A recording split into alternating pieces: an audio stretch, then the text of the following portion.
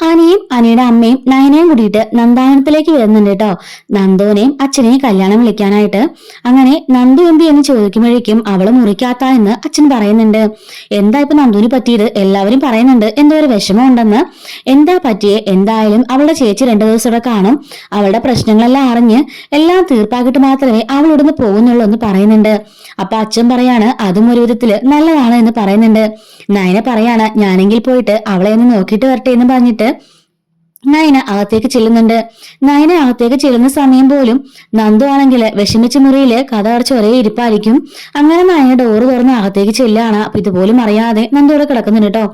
നയന വന്നിട്ട് മോളെ നന്ദു എന്ന് വിളിക്കുമ്പോഴേക്കും ആഹാ ചേച്ചിയോ എപ്പോ വന്നെന്ന് ചോദിക്കുമ്പോ ഞങ്ങളെ വന്നതുപോലും അറിയാതെ മോൾ ഇവിടെ കിടക്കുകയാണോ എന്ന് ചോദിക്കുന്നുണ്ട്. അല്ല ചേച്ചി ഞാൻ വെറുതെ എന്ന് പറയുമ്പോ എന്താ എന്റെ മോക്ക് പറ്റിയേ? അമ്മയൊക്കെ പറഞ്ഞത് ശരി തന്നെയാ, നിനക്ക് എന്തോ സംഭവിച്ചു എന്ന് പറയുന്നുണ്ട്. നിന്റെ കൂട്ടുകാരൊക്കെ വീട്ടിൽ വന്നിട്ടുണ്ടായിരുന്നു. അവരും അമ്മയോട് എന്തൊക്കെയോ സംസാരിക്കുന്നത് കേട്ടു. എന്താ മോളെ എന്താ കാര്യം ചോദിക്കുന്നുണ്ട്. എന്തായാലും ചേച്ചി 2 ദിവസം ഇവിടെ ഉണ്ട്. നിന്റെ കാര്യങ്ങളെല്ലാം അറിഞ്ഞിട്ട് ചേച്ചി ഇവിടുന്ന് പോകുന്നുള്ളൂ.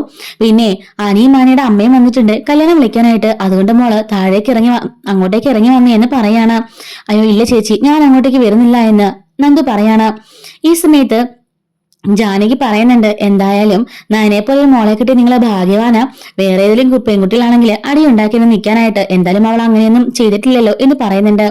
ഈ സമയം നന്ദുവിനോട് നയന പറയുന്നുണ്ട് മോളെ അവിടെ വന്നിരിക്കുന്നത് നിന്റെ കൂട്ടുകാരനും അമ്മയുവാ. പിന്നെ നീ വരുന്നില്ലെന്ന് പറഞ്ഞാൽ എങ്ങനെയാക്കുന്നേ? അങ്ങോട്ടേക്ക് വന്നേ.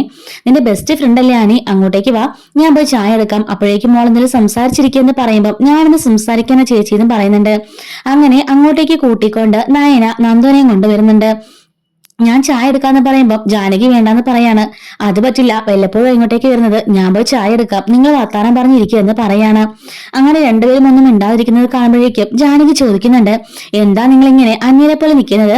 നല്ല ബെസ്റ്റ് ഫ്രണ്ട്സ് ആയിരുന്നല്ലോ, ഇപ്പൊ എന്താ രണ്ടുപേർക്കും പറ്റിയെന്നൊക്കെ ചോദിക്കുകയാണ്.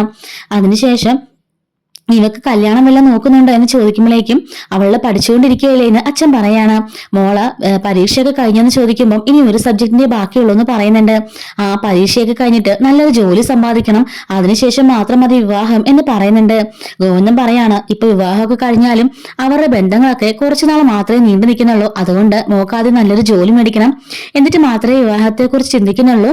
നയനമോളെ കണ്ണുടച്ച് എങ്ങോട്ട് വേണമെങ്കിലും പറഞ്ഞയക്കാം. പക്ഷെ നവിയുടെ നന്ദുവിന്റെ കാര്യം അങ്ങനെയൊന്നും അല്ല. ഇവളെ പറഞ്ഞയക്കുമ്പോ അതെല്ലാം ശ്രദ്ധിച്ചേ വിടാൻ പറ്റുള്ളൂ എന്ന് പറയാണ്. അപ്പോഴേക്കും ജാനകി പറയുന്നുണ്ട് ശരിയാ ആനിനോട് പറഞ്ഞിട്ടുണ്ട് ഒറ്റയടിക്ക് 5-6 ആണുങ്ങളെയൊക്കെ തൂത്തെറിയുന്ന ആളാ നന്ദു എന്ന്. അപ്പൊ അങ്ങനെയൊക്കെയുള്ള ഒരാളെ നോക്കി വേണ്ടേ അവളെ വിവാഹം കഴിപ്പിക്കാന് എന്നൊക്കെ പറഞ്ഞു ചിരിക്കുന്നുണ്ട്. ആദ്യം ഒരു ജോലി ആവട്ടെ, ഒരു പിടിയാണത്, അത് കഴിഞ്ഞാൽ മാത്രമേ വിവാഹത്തെക്കുറിച്ച് ചിന്തിക്കാവുള്ളൂ എന്നൊക്കെ ജാനകി പറയുന്നുണ്ട് കേട്ടോ. ജലജ ഉമ്മറത്തിരിക്കായിരിക്കും. ഈ സമയത്ത് സാരിയുമായിട്ട് ഒരു പെൺകുട്ടി അങ്ങോട്ടേക്ക് കയറി വരുന്നുണ്ട്. ആഹാ കുറെ നാളായാലോ കണ്ടിട്ട്, എവിടെയായിരുന്നൊക്കെ ജലജ ചോദിക്കുന്നുണ്ട്. ഞാന് കുറച്ച് ബിസി ആയിരുന്നു അമ്മ, ദാ പറഞ്ഞ സാരികളെല്ലാം ഉണ്ട്, എല്ലാം വിലക്കുറവാ, നല്ല ക്വാളിറ്റി ഉള്ള തുണികളാന്നൊക്കെ പറഞ്ഞിട്ട് അവള് സാരികളുമായിട്ടൊക്കെ വരുന്നുണ്ട്. അപ്പോഴേക്കും അങ്ങോട്ടേക്ക് കനക മൂടിയിറങ്ങി വരുന്നുണ്ട്. ഓ സാരി ഇതെനിക്ക് ചേരുവല്ലേ എന്നൊക്കെ പറഞ്ഞിട്ട് 2 എടുത്ത് വെച്ച് നോക്കുമ്പോഴേക്കും ജലജ പറയാണ് സാരി മാത്രം നോക്കിയാൽ പോരാ, ഇതിന് കൊടുക്കാനുള്ള ക്യാഷും വേണമെന്ന് പറയുന്നുണ്ട്. അപ്പോഴേക്കും ആ പെണ്ണ് ചോദിക്കാണ് ഇത് ആരാണെന്ന്. ഇതറിയില്ലേ, തമ്പുരാട്ടിയാ, ഇവിടുത്തെ 2 മരുമക്കളെ കെട്ടിച്ചോണ്ട് വന്നില്ലേ, അവള് മാറാ തള്ളയാതാ ഇവള് എന്ന് പറയുന്നുണ്ട്. ആണോ എന്ന് ചോദിക്കാണ്. അപ്പോഴേക്കും വന്നപ്പോഴേക്കും ആദർശിനെ കേൾക്കുന്നുണ്ട്. ക്യാഷ് ഇല്ല എന്ന് പറയുന്ന കാര്യം കനകം. അമ്മ അതെടുത്തോ അമ്മേ, അതിനുള്ള ക്യാഷ് ഞാൻ കൊടുത്തേക്കാന്ന് പറയുമ്പോഴേക്കും ആദർശിനെ കെട്ടിപ്പിടിച്ചിട്ട് ഓ താങ്ക് യു മോനെ എന്ന് പറയുന്നുണ്ട് കേട്ടോ. അപ്പോഴേക്കും അങ്ങോട്ടേക്ക് നവ്യ വന്നിട്ട് 5-6 സാരി എടുക്കാണ്. എന്നിട്ട് പറയുന്നുണ്ട് അബി ഞാൻ ഈ സാരി എല്ലാം എടുക്കാണ്, എനിക്ക് ഇഷ്ടപ്പെട്ടു, ഇതിന്റെ ക്യാഷ് ഒന്ന് കൊടുത്തേക്കെന്ന് പറയുമ്പോഴേക്കും ജലജ പറയുന്നുണ്ട് അതിന് നീ തോന്നുമ്പോ എടുക്കുന്നതിനൊക്കെ ക്യാഷ് കൊടുക്കാൻ അവന്റെ കയ്യിൽ ക്യാഷ് ഉണ്ടോ എന്ന് ചോദിക്കാണ്. അപ്പോഴേക്കും ആദർശ് പറയുന്നുണ്ട് നവ്യ എടുത്തോട്ടെ, ഞാൻ അതിന്റെ പൈസ കൊടുത്തോളാന്ന് പറയുമ്പോഴേക്കും ജയൻ പറയാണ് അതിന്റെ ആവശ്യമില്ല, അവന്റെ ഭാര്യ എടുത്ത ഡ്രസ്സിന് പൈസ അവൻ കൊടുക്കട്ടെ, അവൻ മാസം 50,000 ശമ്പളം ഉണ്ടല്ലോ, അത് പിന്നെ എന്തെടുക്ക, വേറെ ചിലവൊന്നും ഇല്ലല്ലോ, അതുകൊണ്ട് അവൻ തന്നെ കൊടുക്കട്ടെ എന്ന് പറയുന്നുണ്ട്. അപ്പോഴേക്കും ജലജ പറയാണ് തോന്നുന്ന പോലെ ഇവള് കാശ് ചെലവാക്കാണ് എന്ന് പറയുമ്പോഴേക്കും ജയൻ പറയുന്നുണ്ട് അവര് ഭാര്യ ഭർത്താക്കന്മാർ തമ്മിലുള്ള കാര്യത്തില് നീ ഇടപെടണ്ട, അവൻ പ്രായപൂർത്തിയായ പുരുഷൻ തന്നെയാണല്ലോ, അവൻ തീരുമാനിക്കട്ടെ എന്താ ചെയ്യേണ്ടതെന്ന്, അവന്റെ ഭാര്യയ്ക്ക് സാരി മേടിച്ചു കൊടുക്കേണ്ട അവകാശം അവനുണ്ട് എന്നൊക്കെ ജയൻ പറയുന്നുണ്ട്. ഇതേ സമയത്ത് തന്നെ ജലജ നല്ല രീതിക്ക് തന്നെ കോർത്തു കൊടുക്കുന്നുണ്ട് കേട്ടോ. വന്നിട്ട് ദേവ്യാനിക്ക് ചേച്ചി ആ സാരിയുമായി വരുന്ന പെൺകുട്ടി വരുന്നുണ്ട്, വന്ന് സാരി എടുക്കുമെന്ന് പറയുമ്പോഴേക്കും ഓ എനിക്ക് ഒന്നും താല്പര്യമില്ലെന്ന് പറയുമ്പോഴേക്കും ആ കനകം ഉണ്ടല്ലോ ഒന്നും കാണാത്തത് പറഞ്ഞതുപോലെ 4-5 സാരി എടുത്ത് അടക്കി പിടിച്ചു. അപ്പോഴേക്കും ആദർശ് അതിന്റെ പൈസ കൊടുത്തളാന്ന് പറഞ്ഞിട്ട് മേടിച്ച് കൊടുത്തോണ്ടിരിക്കുക. ഇങ്ങനെയാണെങ്കിൽ അവളുടെ മക്കളും തന്നെ ഈ വീട്ടിൽ അധികാരം സ്ഥാപിക്കും, നമുക്കൊന്നും യാതൊരു വിലയും കാണില്ല എന്ന് പറയുന്നുണ്ട്. ആദർശിനെ ചേച്ചി കണ്ണു അടച്ചൊന്ന് വിശ്വസിക്കുകയാണല്ലോ, അതൊന്നും അല്ല സത്യം എന്ന് ആദർശിന്റെ മനസ്സിൽ അവളോടും അവളുടെ വീട്ടുകാരുടെ ഭയങ്കര സിമ്പതിയാണെന്നൊക്കെ പറയാണ്. അപ്പോഴേക്കും ദേവേനി പറയുന്നുണ്ട് അവളുടെ വീട്ടിൽ 2 ദിവസം നിൽക്കാൻ പോവാണെന്ന് പറഞ്ഞിട്ട് പോലും അവൻ അക്ഷരം പോലും മിണ്ടിയില്ലല്ലോ, അവൻ എനിക്കറിയാം അവൻ അങ്ങനൊന്നും ഇല്ല എന്നൊക്കെ പറയുന്നുണ്ട്. എല്ലാം ചേച്ചിയുടെ വിശ്വാസമല്ലേ എന്നൊക്കെ പറഞ്ഞിട്ട് അവളെയും കൂട്ടി പുറത്തേക്ക് വരുന്നുണ്ട് കേട്ടോ. അപ്പോഴേക്കും അവര് പറയുന്നുണ്ട് ദാ ചേച്ചി സാരി എന്ന് പറഞ്ഞെടുത്ത് കാണിക്കുകയാണ്. ഈ സമയത്ത് ദേവേനി പറയാണ് എനിക്ക് സാരിയൊന്നും വേണ്ടെന്ന് പറയുമ്പോൾ ആഹാ ആദർശേട്ടൻ ചേച്ചിക്കുള്ള സാരി ഫോട്ടോയും അതിന്റെ പൈസയൊക്കെ ഓൾറെഡി അയച്ചു തന്നിട്ടുണ്ട്, എടുത്തോളാൻ പറയുമ്പോഴേക്കും ദേവേനി ഇങ്ങനെ ജലജനെ നോക്കി ചിരിക്കുന്നുണ്ട്. അപ്പോഴേക്കും ജയൻ പറയാണ് എടാ നിന്റെ ഭാര്യ കൂടി എടുത്തു വെക്കടാന്ന് പറയുമ്പോഴേക്കും വേണ്ടച്ചാ അവൾ വന്നിട്ട് എടുക്കാന്ന് പറയുമ്പോൾ അതൊന്നും സാരയില്ല, എങ്കിൽ നീ ഒരു കാര്യം ചെയ്യും അവൾക്കുള്ള സാരിയുടെ അവളോട് ചോദിച്ചിട്ട് ഫോട്ടോയും കാര്യങ്ങളൊക്കെ അവൾക്ക് സെൻഡ് ചെയ്ത് കൊടുക്കുക എന്ന് പറയുന്നുണ്ട്. പിന്നീട് കാണിക്കുന്നത് നയനനെയൊക്കെയാണ് കേട്ടോ. അപ്പോഴേക്കും നന്ദുനോട് ആനിയോട് ജാനകി പറയാണ് മോനെ നന്ദുനെ ഇപ്പൊ ഈ കല്യാണം വിളിക്കുക എന്ന് പറയാണ്. ഇവൻ എല്ലായിടത്തും കയറി പക്ഷെ ആരെയും കല്യാണം ഒന്നും വിളിച്ചില്ല, മൂളോഫായിട്ട് ഇരുന്നതേ ഉള്ളൂ എന്ന് പറയാണ്.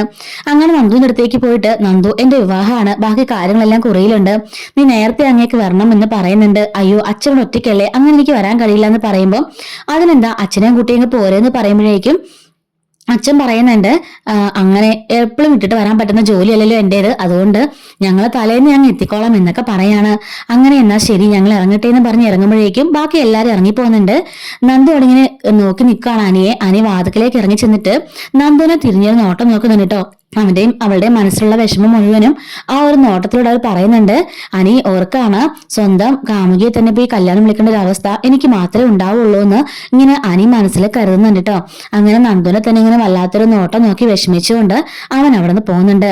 ഇതേ സമയത്ത് തന്നെ മുത്തശ്ശിയും കൂടിയിട്ട് മുത്തശ്ശി അവിടെ മുത്തശ്ശനുള്ള ഗുളികയൊക്കെ എടുത്തോണ്ടിരിക്കുകയാണ്. ഈ ഗുളികയാണോ ഇപ്പൊ കഴിക്കണ്ടേന്ന് ചോദിക്കുമ്പോൾ ഇതൊന്നും അല്ല, നീ നയനമോളെ വിളിച്ച് ചോദിക്കുക എന്നും പറഞ്ഞിട്ട് മുത്തശ്ശൻ നയനനെ ഫോൺ ചെയ്ത് കൊടുക്കുന്നുണ്ട്. മുത്തശ്ശി ചോദിക്കുകയാണ് മോളെ ഈ സമയത്ത് കഴിക്കേണ്ട ഗുളിക ഏതാണ് എന്ന് ചോദിക്കുന്നുണ്ട്. മുത്തശ്ശി ഒരു മഞ്ഞ ടാബ്ലറ്റ് ഉണ്ടല്ലോ അത് ഹാഫായിട്ട് കൊടുത്താൽ മതി എന്ന് പറയുന്നുണ്ട് കേട്ടോ. ആ സമയത്തൊക്കെ നയന വീട്ടിൽ പെയിന്റ് ചെയ്തുകൊണ്ടിരിക്കുകയായിരിക്കും. അപ്പോഴേക്കും മുത്തശ്ശൻ ചോദിക്കുകയാണ് നയനമോൾ ഇവിടെ ഇല്ലാത്തത് വല്ലാത്ത ബുദ്ധിമുട്ടായി എന്ന് ചോദിക്കുമ്പോഴേക്കും നല്ല ബുദ്ധിമുട്ടുണ്ട്, പക്ഷെ അതവിടെ ആരും മനസ്സിലാക്കുന്നൊന്നും ഇല്ലല്ലോ, എല്ലാവർക്കും അവനവന്റെ കാര്യമല്ലേ വലുത് എന്നൊക്കെ ചോദിക്കുന്നുണ്ട്. അതൊക്കെ മനസ്സിലാക്കാൻ വേണ്ടിയിട്ട് അവളുടെ ഈ 2 ദിവസത്തെ യാത്ര അത് ഉപകരിക്കുമെന്ന് മുത്തശ്ശൻ പറയാണ്. ഇത്രയും നല്ലൊരു പെൺകുട്ടിയെ ഇങ്ങനെ ഇവരൊക്കെ ഒഴിവാക്കുന്നത് എന്തുകൊണ്ടാണെന്ന് എനിക്ക് മനസ്സിലാവുന്നില്ല എന്ന് മുത്തശ്ശൻ പറയാണ്. എന്നിട്ട് മുത്തശ്ശൻ പറയുന്നുണ്ട് 2 ദിവസം എല്ലാം അനുഭവിക്കട്ടെ അപ്പൊ മനസ്സിലായിക്കോളും എന്നൊക്കെ പറയാണ്. നയനമോൾ ഇവിടെ ഇല്ലാത്തത് നല്ല ബുദ്ധിമുട്ടാണല്ലേ എന്ന് മുത്തശ്ശി ചോദിക്കുമ്പോഴേക്കും മുത്തശ്ശൻ പറയാണ് പിന്നല്ലാതെ പണ്ടൊക്കെ ഏതെങ്കിലുമൊക്കെ ബിസിനസ് ടൂറിനൊക്കെ പോയിട്ട് വരുമ്പോൾ കൊച്ചുമക്കളെ കാണാൻ എനിക്കൊരു തിടുക്കായിരുന്നു, ഒരു വല്ലാത്തൊരു ആദ്യമായിരുന്നു അവരെ കുറിച്ച് ഓർക്കുമ്പോൾ. ഇപ്പൊ അതേ സ്ഥാനത്ത് നയനമോള രാവിലെ എനിക്ക് ചായയുമായിട്ട് വന്ന് രാവിലെ മുറ്റത്ത് കോലിടുന്ന എന്റെ കൊച്ചുമരുമോളെ അവളെ ഒരുപാട് മിസ് ചെയ്യുന്നുണ്ട്. കുറച്ചു നേരം ആയെങ്കിൽ പോലും അവളുടെ ശൂന്യത ഈ വീടാകെ നിറഞ്ഞു നിൽക്കുന്നത് പോലെ തോന്നുകയാണ് എന്ന് പറയുന്നുണ്ട്. എന്തായാലും അവൾ 2 ദിവസം മാറി നിൽക്കുന്നത് നല്ലതാ, എല്ലാവരുടെ മനസ്സിൽ ഈ വീട്ടില് നയനയുടെ സ്ഥാനം എന്താണെന്നുള്ളത് എല്ലാവരും ഒന്ന് മനസ്സിലാക്കിയിരിക്കുന്നത് നല്ലതാ എന്നൊക്കെ പറയുന്നുണ്ട് കേട്ടോ. എന്തായാലും നമുക്ക് 2 ദിവസം അഡ്ജസ്റ്റ് ചെയ്യാം, അവൾ വരുമല്ലോ അപ്പോഴേക്കും എന്നൊക്കെ പറയുന്നുണ്ട്.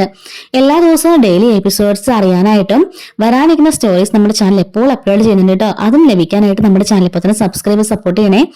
ഇഷ്ടപ്പെട്ടെങ്കിൽ ലൈക്ക് ബട്ടൺ കൂടി ഒന്ന് ക്ലിക്ക് ചെയ്തേട്ടോ. അപ്പൊ അടുത്ത വീഡിയോയിൽ കാണാം. Thanks for watching.